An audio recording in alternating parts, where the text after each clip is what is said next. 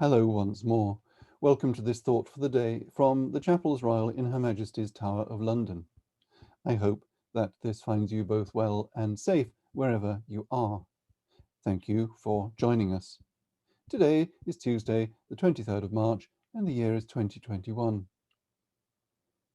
The 23rd of March. In other years, a pretty nondescript date, unless it happens to be your birthday, wedding anniversary, or some other day with personal meaning. But it's not a day which has hitherto had any special public significance. This year, 2021, of course, it marks exactly one calendar year since the first lockdown imposed because of the coronavirus in this country. That is why it is being marked as a day of reflection. It is right and proper that on this day we should remember all those whose lives have been changed in the past 12 months by this plague. To our national shame, over 127,000 people have died, and the toll continues. For each of those deaths, we can count at least one bereavement, and almost certainly many more. Whole families have been devastated. Some who have fallen sick with the virus have been fortunate enough to survive, but many of them will never be the same again. The term long COVID may be a convenient shorthand, but it conceals long, lingering lassitude at best, and at worst, chronic damage to the lungs, heart, and other vital organs, including the brain. We shall be living with the after effects of the pandemic for decades to come. Hopes and promises of a rapid return to normality are, I am afraid to say, illusory. It will be a long time before we shall be able once again to engage in activities which just a year ago seemed safe and unremarkable. Our national achievements with the vaccine are, in fact, remarkable. But we should not be deluded into thinking that once all in this country have had the jab, we can relax and carry on as before. Such talk is a fool's paradise. Still, let us not depress ourselves unnecessarily. We shall sooner or later see shops, cinemas, theatres, and restaurants open. We might have to go on wearing those wretched face masks for quite a while yet, but I'm sure that we shall think that a price worth paying for a return to a sort of normality. But what sort of normality? And more to the point, do we want simply to turn the clock back eventually to February 2020? Let's consider the high street. There's been a lot of talk about how good it will be to see the shops open again and our high streets thronged with shoppers. But we all know that many people, having worked from home on and off for most of the past year, are not at all in a hurry to get back full-time into their offices. Their employers, for their part, spotting a chance to economize on expensive office space, are looking to change working practices permanently so that their employees work from home for half the week or less. In places like the City of London, a stone's throw from the Tower of London, hundreds of coffee shops, restaurants, pubs, and other establishments which have relied on city workers for their income will find that their potential clientele has shrunk to the point at which it is no longer profitable for them to operate. Many of them have, in any case, sadly already gone under in the past year. Moving on to retail shops, the massive move to online shopping during the lockdowns will, I imagine, never be fully reversed.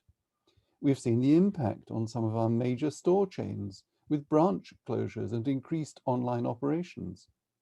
That all means, to be blunt, redundancies and lost jobs. But let us imagine for a moment that somehow a magic wand could be waved and the high streets returned to how they were in February 2020. Would that actually be what we want? Anyone who spent time visiting towns throughout the United Kingdom in recent years will have been struck and possibly depressed by the homogeneity of high streets everywhere. You might be in Kingston, but looking at the familiar chain stores, you might as well be in Chester or Glasgow. Since approximately the 1960s, the reach of the big chains has robbed our cities and towns of their individual character. That has affected not just retail stores, but also restaurant chains, some of which will not survive.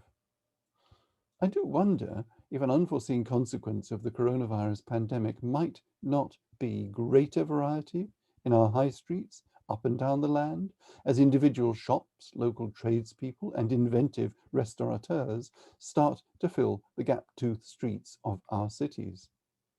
There will need to be a reason beyond the desire to stretch your legs and see some real live people. There will need to be a reason for us to want to go shopping when the online alternative has become so convenient and normalized.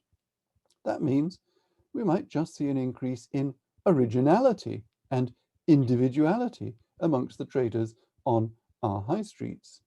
If so, vive la différence. And what about church? Church people across the land are thinking about how to address the impending post-COVID situation. Virtually every church which has launched online services has seen that the number of people accessing worship via their computers far exceeds the numbers who ever attended in person. Should those new people be left high and dry once we resume real live services? Should we go for a mixed economy of partly real life and partly online services? Do we have the resources to sustain this? And might we want to look at how we have traditionally conducted our services with a view to adapting to the new situation? This is not an argument for throwing over our much loved patterns of worship, tried and tested over time. But I suggest that no thinking Christian will emerge from the COVID nightmare without having reflected on what going to church actually means to him or her. Even if we abandon such revolutionary thoughts in the long term, churches throughout the country and probably throughout the world will have to accept that in the short to medium term, there are going to be a lot of traditional worshippers who are just too frightened to go into a church. And the past 12 months have challenged all of us to think in quite basic terms about what it is that we have missed from not being able to meet together in worship. There are no easy answers to any of this, but there's plenty of food for thought. What is certain is that we at the Chapels Royal in Her Majesty's Tower of London shall resolutely continue to offer worship which is pleasing to God and accessible to our constantly changing congregation. We're sure that we have your support in that endeavour. Thank you for sticking so loyally with us during the past year. We look forward to seeing you again in person very soon now. Until the next time, thank you.